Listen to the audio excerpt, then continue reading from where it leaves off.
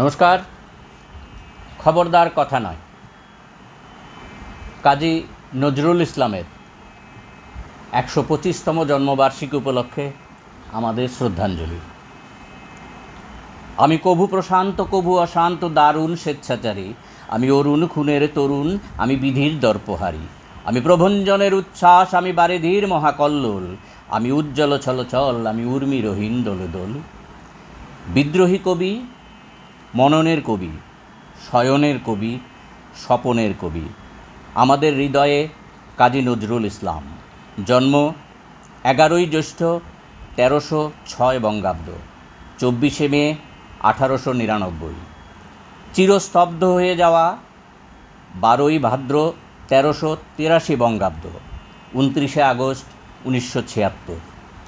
১২৫ বছর আগে এই ধরণীতে আসা আমাদের প্রিয় কবিকে খবরদার কথা নয়ের সশ্রদ্ধ প্রণাম। সেই সাথে ভাবছে, কলকাতা থেকে ২২৮ কিলোমিটার দূরে এক প্রত্যন্ত গ্রাম চুরুলিয়া থেকে আপনি এসেছিলেন কলকাতায়। আনন্দ নয়, সাথে নিয়ে এসেছিলেন প্রান্তিক মানুষের ক্ষুধা, অন্নহীনতা, মানুষের ঠকে যাওয়া নিপীড়নকে। আজ আপনাকে কি বলে ডাকব কবি? বিদ্রোহী কবি, দুখুমিয়া, নাকি তারা খেপা? কবি নজরুলের এবারের জন্মদিনের শ্রদ্ধা নিবেদনে আমাদের খবরদার কথা নয়ের আহ্বানে সাড়া দিয়ে আমাদের পাশে দাঁড়িয়েছেন রাজ্যের বিশিষ্ট নজরুল গবেষক তথা নজরুল সঙ্গীত শিল্পী শ্রীমতী মায়া রায়। তার সাথে রয়েছেন সুর অঞ্জলির শিল্পীবৃন্দ শ্রীমতী স্বাতী সাহা, শ্রীমতী অর্চনা ধর চৌধুরী, শ্রীমতী গোপা গুপ্ত, শ্রীমতী মিতালি দত্ত রায়, শ্রীমতী রনিতা দেববর্মা, শ্রীমতী প্রিয়াঙ্কা ঘোষ রায়, শ্রীমতী জয়া দাস, শ্রীমতী মহুয়া দত্ত।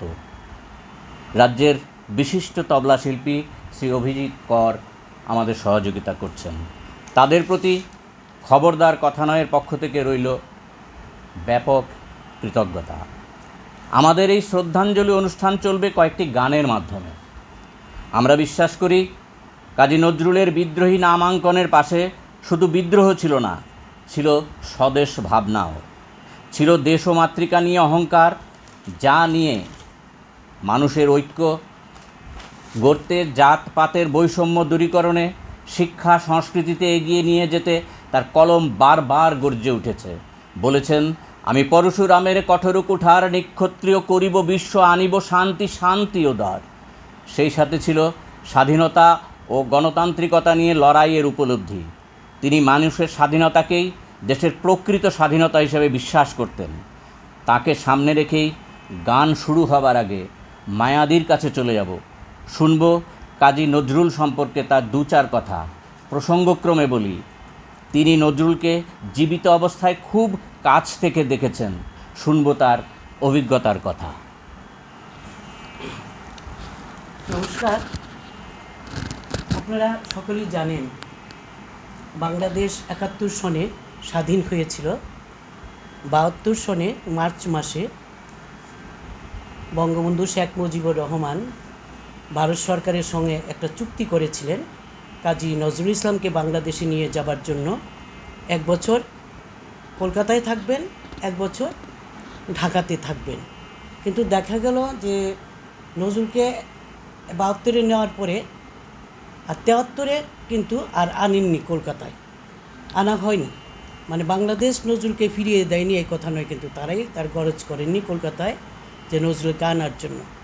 তো আমার একটা সৌভাগ্য হয়েছিল যে ১৯৭৩ সালের মার্চ মাসে আগরতলা থেকে আমি ঢাকা গিয়েছিলাম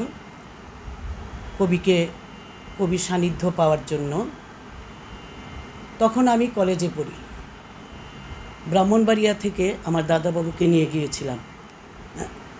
ধানমন্ডির যে বাড়িতে কবি থাকতেন সেই বাড়ির গেটে আমরা দুজন গিয়ে দাঁড়ালাম। তখন একজন বেয়ারা এসে বললেন, কবিকে দেখতে দেওয়া হয় না এখন। কেন দেখতে দেওয়া হয় না? তখন তিনি বলছিলেন, কবি এখন খুবই অসুস্থ, মেডিকেল বোর্ডের লোকেরা রয়েছেন। আমি অনুরোধ করলাম যে ভারত থেকে এসেছি, কবিকে একটু দেখার জন্য।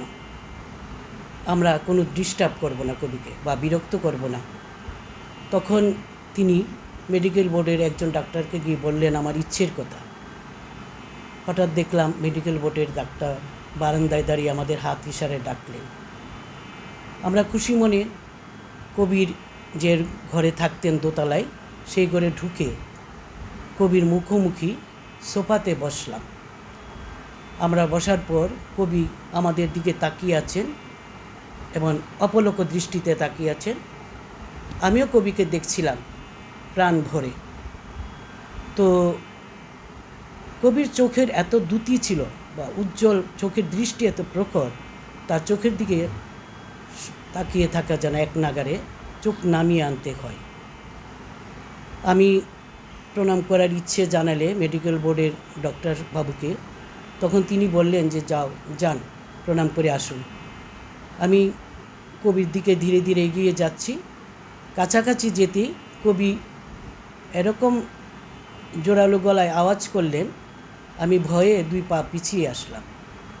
তখন ডাক্তারবাবু বললেন আসলে কবির পায়ে ফোস্কা পড়েছে, চাদর দিয়ে তার কোমর পর্যন্ত ঢাকা আছে। আমি আর মনে ছিল না এই কথাটা বলার। তো কবি আপত্তি জানিয়েছেন তার আওয়াজের মাধ্যমে যাতে আমি পাটা না ছুঁই। তারপর কবির হাতটি আমার মাথার উপর রেখে আমি আশীর্বাদ নিলাম। বিশ্ববিশ্রুত কবি, বিশাল সৃষ্টি সম্ভারে বাংলার সাহিত্য সঙ্গীত ভাণ্ডারকে সমৃদ্ধ করেছেন। তার এই অসহায় অবস্থা দেখে আমার চোখে জল এসে গেল। কেউই তখন বুঝতেই পারবেন না যে ইনি কাজী নজরুল ইসলাম। মনে হবে যে যারা চিনেন না তারা ভাববেন যে উনি একজন সাধারণ মানুষ, পরে শুয়ে আছেন অসুস্থ অবস্থায়।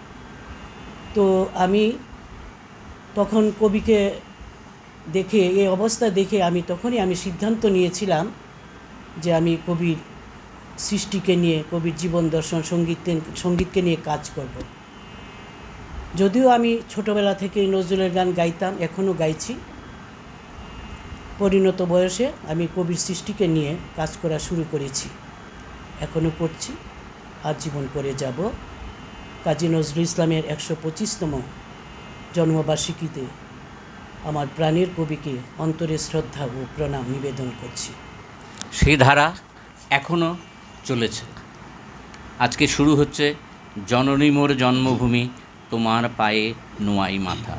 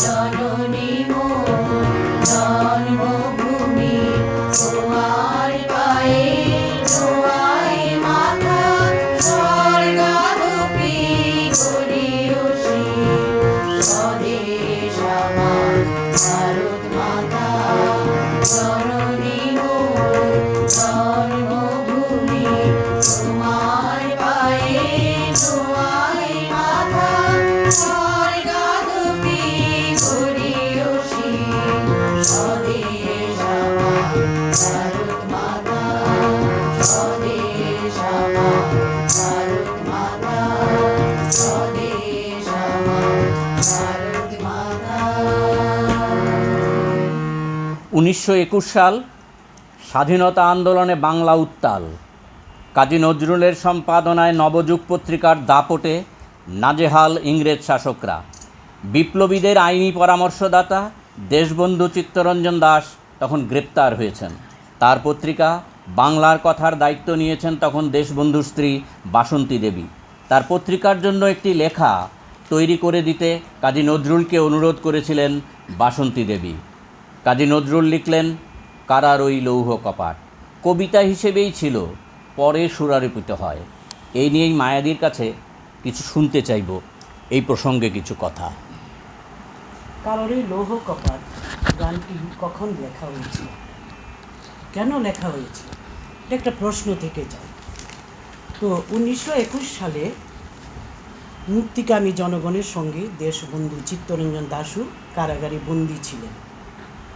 তার পত্রিকা বাংলার কথার জন্য একটি লেখা প্রয়োজন।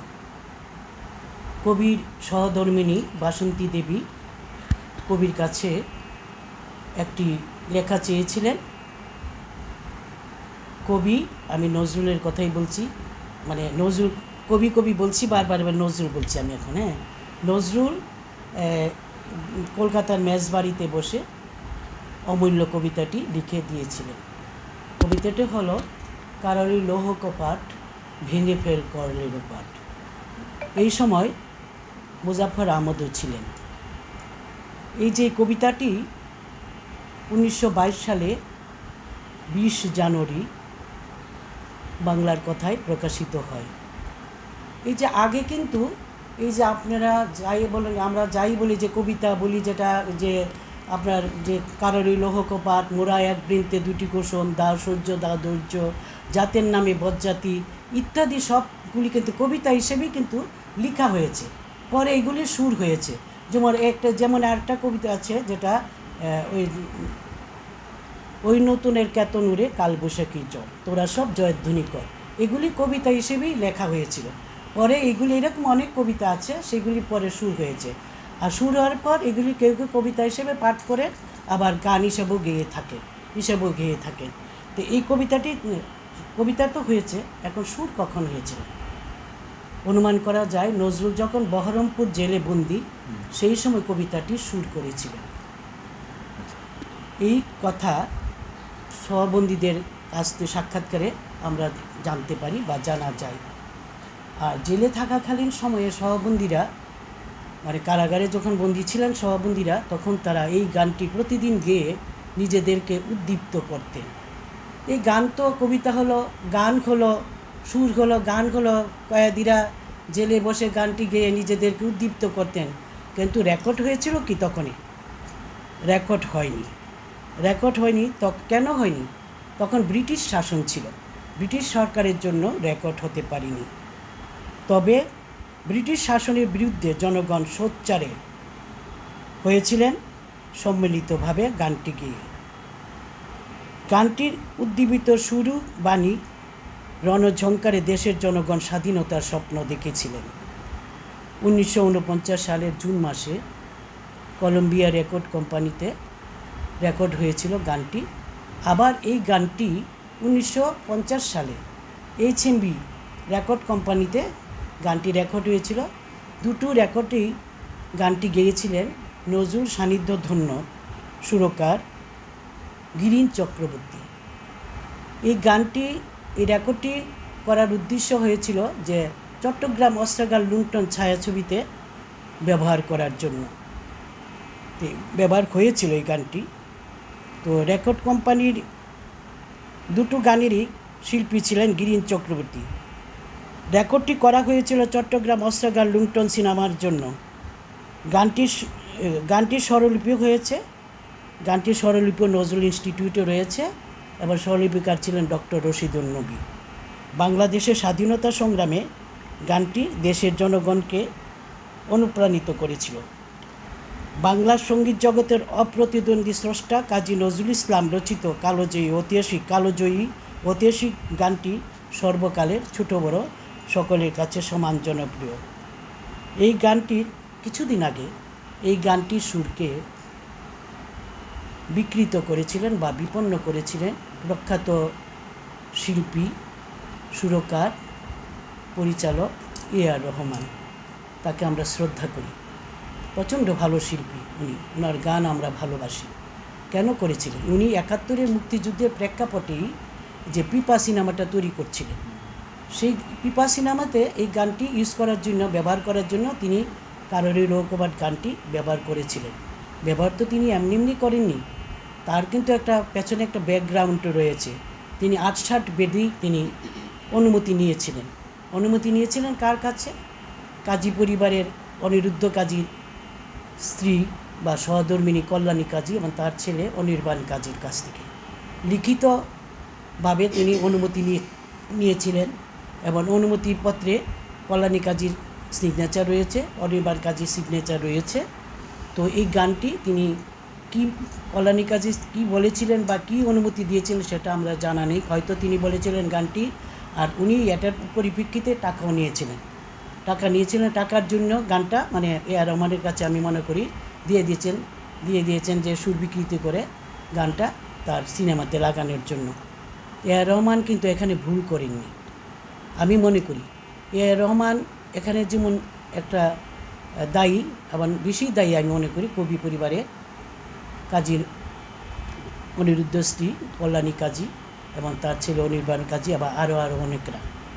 তো এই গানটি কিছুদিন যখন সিনেমাটা রিলিজ হলো তখন একটা প্রতিবাদের ঝড় সমস্ত দেশব্যাপী উঠেছিল। প্রতিবাদের ঝড় এটা বাংলাদেশে তো প্রচণ্ডভাবে হয়েছিল এটা।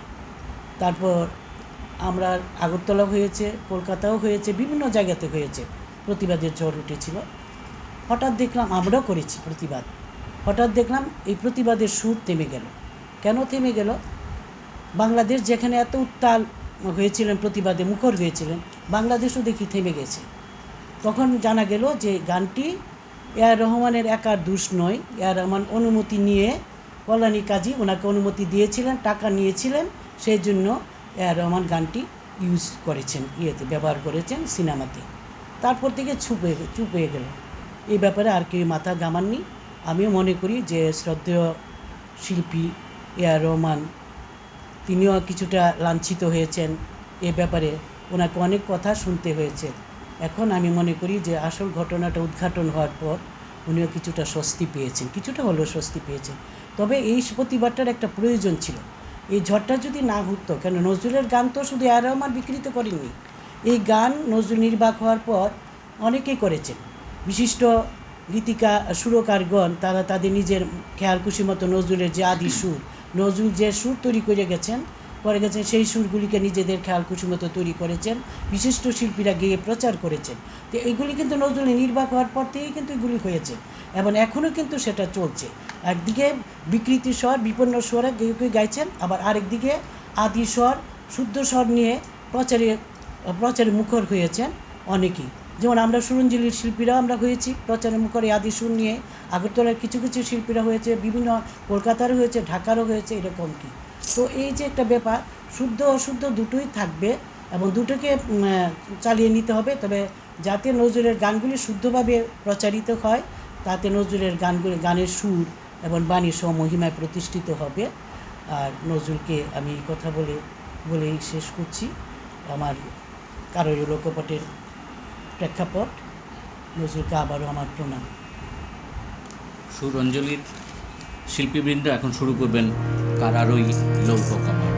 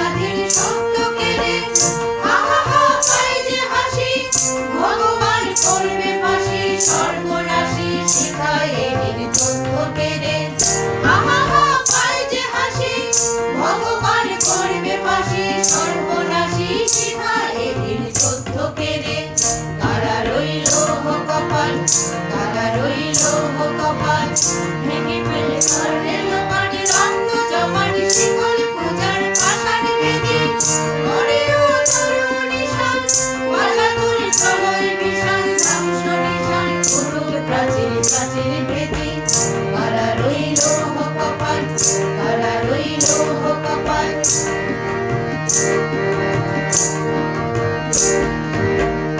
ওরে ও পাগলা ভোলা দেরে দে প্রলয় দোলা ওরে ও পাগলা ভোলা দেরে দে প্রলয় দোলা ভারত গোলা জোরসে ধরে হ্যাচ কাটানে ভারত গোলা জোরসে ধরে হ্যাচ কাটানে মার হাল খাই দড়ি হাত মার হাল খাই দড়ি হাত কাজনে দুন্দুবি ডাক ডাক করে ডাক মৃত্যু বেলা জীবন মানে তারা রইল কপাল তারা রইল কপাল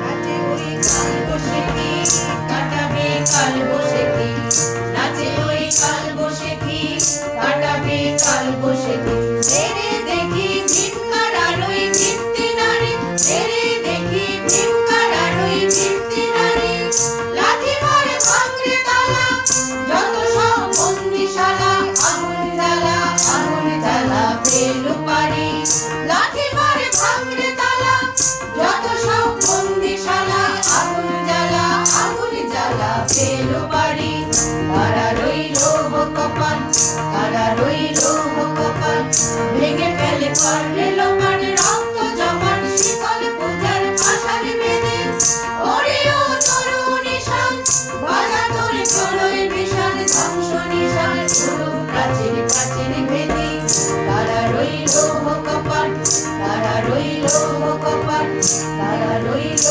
কপাল কাজী নজরুলকে মুসলিম কবি বলার দুঃসাহস দেখানো শুরু হয়েছিল। তিনি তার শেষ ভাষণে বলেছিলেন, কেউ বলেন আমার বাণী জবন, কেউ বলেন কাফের। আমি বলি ও দুটোর কোনোটাই নই।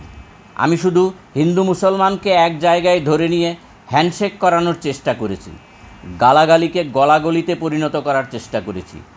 নির্ভীক অসাম্প্রদায়িক নজরুল তাই লিখতে পেরেছিলেন, হুকর জলার ভাতের হাঁড়ি ভাগলো এতেই জাতের জাম, তাই তো বেকুব করলি তোরা এক জাতিকে 100 খান। 1926-এর এপ্রিল মাসে কলকাতার হিন্দু মুসলমান দাঙ্গার সময় আক্রান্ত মানুষের পাশে দাঁড়িয়ে দাঙ্গাবাজদের চ্যালেঞ্জ ছুড়ে বলেছিলেন, হিন্দু না ওরা মুসলিম ওই জিজ্ঞাসে কোনোজন। এমন বহু অসাম্প্রদায়িক কবিতা তার হাত দিয়ে এসেছে, জায়গা করে নিয়েছে আমাদের হৃদয়ে। এমনই একটি কবিতা 1933 সালে লিখেছিলেন, এক বৃন্তে দুটি কুসুম হিন্দু মুসলমান। গাইবেন সুর অঞ্জলির শিল্পীবৃন্দ।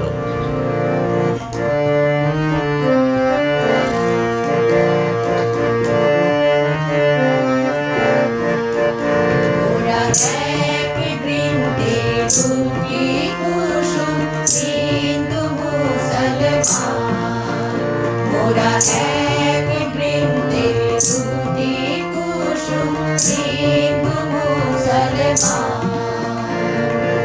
মুসলিম তার নয়নে মনে হিন্দু তাহার প্রাণ মুসলিম তার নয়নে মনে হিন্দু তাহার প্রাণ হিন্দু মুসলমান ওরা এক বৃন্দে দুটি কুসুম হিন্দু মুসলমান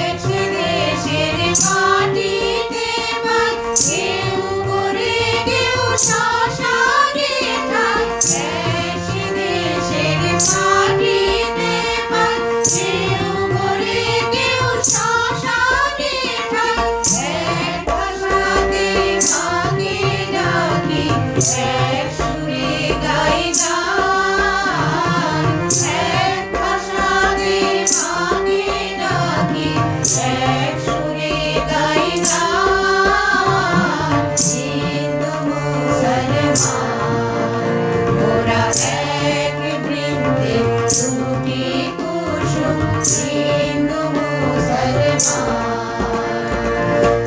মুসলিম যার নয়ন মনি, হিন্দু তাহার প্রাণ, মুসলিম যার নয়ন মনি, হিন্দু তাহার প্রাণ, হিন্দু মুসলমান ওরা এক বৃন্দে দুটি কুসুম, হিন্দু মুসলমান, হিন্দু মুসলমান,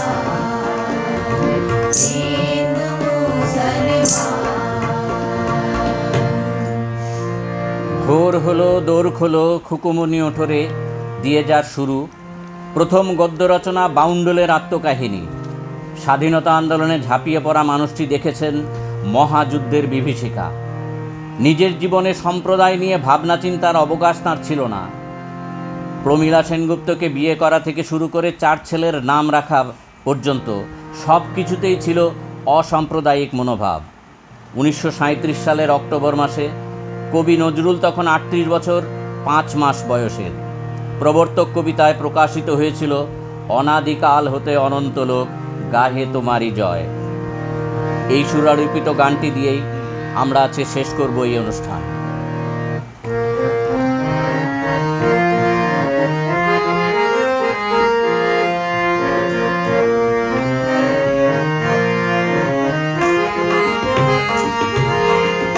অনাদিকাল হতে অনন্ত লোক গাহে তোমারি জয়, গাহে তোমারি জয়।